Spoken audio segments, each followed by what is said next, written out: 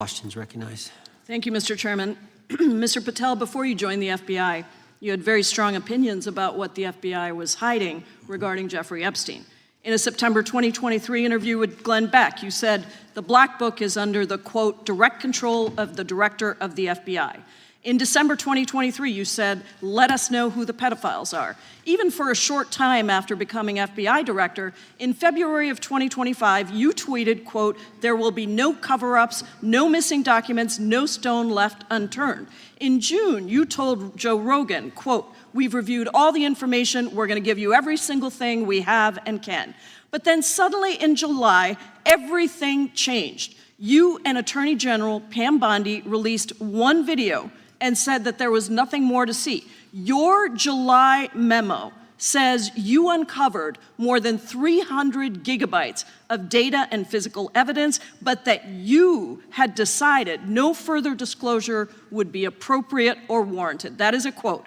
I think what happened, Mr. Patel, is that suddenly you discovered that Donald Trump's name was all over these files, and you started a giant cover-up. So you are under oath, Mr. Patel. You just testified to Mr. Swalwell that you did not speak to the president about the Epstein files. To your knowledge, did Attorney General Pam Bondi speak to the president about what was in the Epstein files?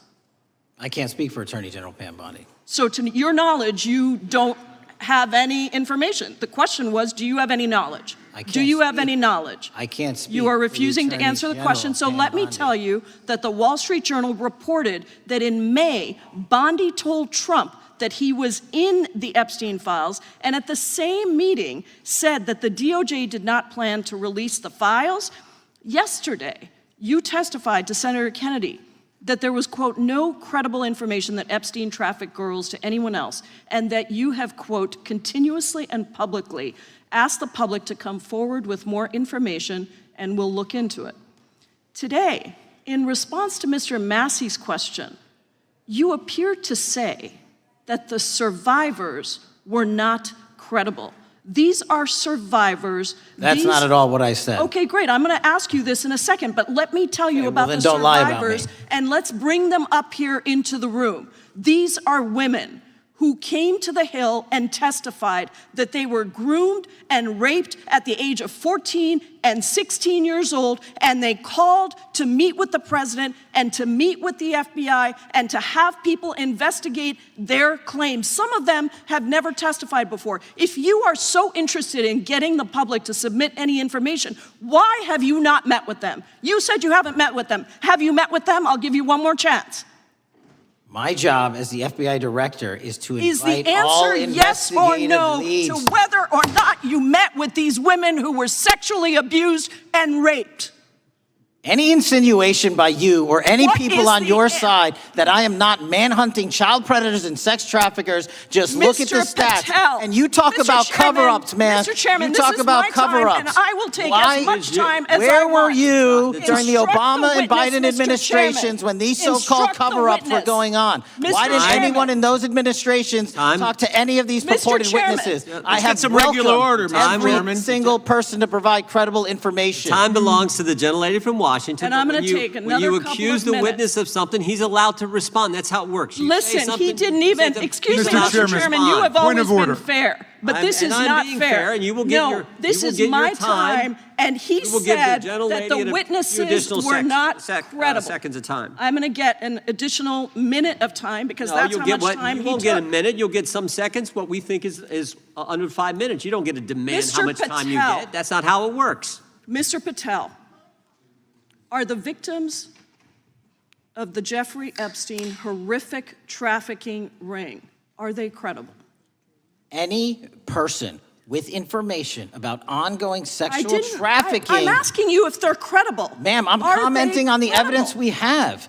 We have routinely asked for people to come forward with more evidence, and we will look at it. And the evidence that we have was the same evidence that the Biden and Obama Justice Departments had. And they determined, not me, they determined that that information was not credible. Chairman, he's not letting me even ask my questions. You ask the ridiculous. questions, he gives an answer. You may not like what he says, No, but that doesn't mean you get to he's interrupt not answering him. my question. Mr. Chairman, have could we an- restore the gentlelady 45 seconds so she We can will give complete her her question? additional 30 seconds, which is what I said I'm earlier. going to keep taking my time because you'll take here's the the time thing. that you get. You get are 30 not seconds. answering the question. The question I is, have. You just don't like the answer. Are these women credible? It's a yes or no answer. I have answered the question. Well, and I what is keep the telling answer? you, I'm the only FBI director that has welcomed new information in this Okay. case. This You're not- administration is the only one that has welcomed any new information in this Is there case. a yes or no to whether Present the new credible victims are information. credible? Present new Are information. the victims credible The victims- or not? I'll tell you what happened in the last Trump Are they administration. credible or not? You can't even Victims say. credibly came forward, and you know what happened? President Trump authorized the indictments of President Jeffrey Trump Epstein. called Not them Biden, a hoax. not Obama. President Trump no one called else. the entire thing a Democratic hoax. So I would like to ask The you gentlelady's if time has you expired. will I gave her meet- the additional if 45 you- seconds she if you requested. will The meet- gentlelady yields back. The gentleman from Mr. New Chairman, Jersey is I would like recognized to for his ask if 5 you would minutes. meet with the women who were sexually time does not belong- abused and raped and groomed time does at not the belong ages to the of gentlelady from 14 Washington. and The time now 16 belongs- years old. Are the you time- going to cover up? No, I'm Are not you gonna- going to I'm continue gonna to recognize cover the up gentleman for from the New Jersey rich for and his 5 minutes. powerful men, including those that might be on this committee? I can yell Or too, are Mr. you Chairman. going I don't want to yell allow above them this. to The time belongs testify? to the gentleman from New Jersey. I Are you appreciate the going to allow gentlelady them to yielding testify, back. Mr. Patel? Go ahead. Will Mr. you Angelo. allow them to testify to you, Mr. Patel? Mr. Patel, thank you for being here. I know it's been an interesting and difficult 2 days. And I wasn't going to talk about the Epstein thing because there's a lot of other issues that affect the FBI, but I have to say a few words. I've sat. A congressional hearing erupted into chaos as FBI Director Kash Patel clashed with Rep. Pramila Jayapal over the handling of the Jeffrey Epstein files. Jayapal grilled Patel on past statements where he promised full transparency, citing interviews, tweets and public remarks in which Patel vowed no cover-ups, no missing documents, no stone left unturned. Yet she accused him of a reversal after releasing only a single video and memo in July, despite acknowledging more than 300 gigabytes of evidence. The confrontation escalated when Jayapal accused Patel of covering up because Donald Trump's name appeared in the files. She pressed him on whether survivors of Epstein's trafficking ring were credible, while Patel dodged with bureaucratic answers and shifted blame onto prior administrations. The back and forth grew heated, with shouting matches over whether Patel would meet with victims and whether the FBI was engaged in a cover-up. This exchange isn't just about one congressional spat, it's about trust, accountability, and whether the FBI, under Patel, is truly committed to transparency. When a sitting FBI director is confronted with survivors' testimonies and refuses to give a straight yes or no answer on their credibility, it sends a chilling message. The government may be more concerned with political fallout than with justice. Jayapal's accusations strike at the heart of public suspicion.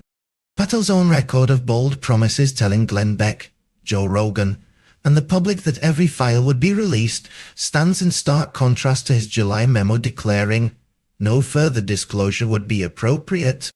That gap between words and actions looks like a classic Washington backpedal.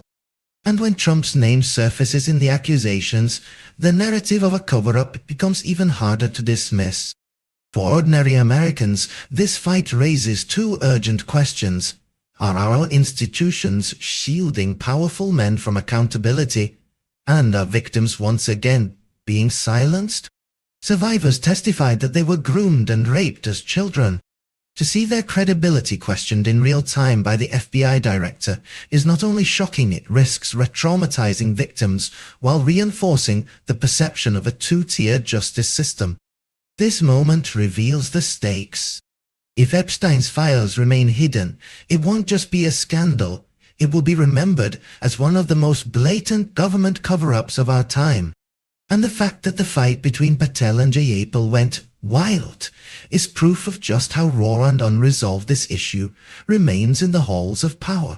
So here's the question for you. Is Kash Patel protecting the truth or protecting powerful names tied to Epstein? Is Jayapal exposing a real cover-up, or is this political theatre to keep the scandal alive? I want to hear your thoughts. Drop a comment below and let's get this debate going. And if you believe these survivors deserve to be heard, then hit like, smash that subscribe button and turn on notifications, because we're going to keep digging until the truth comes out. This story isn't over. Not even close.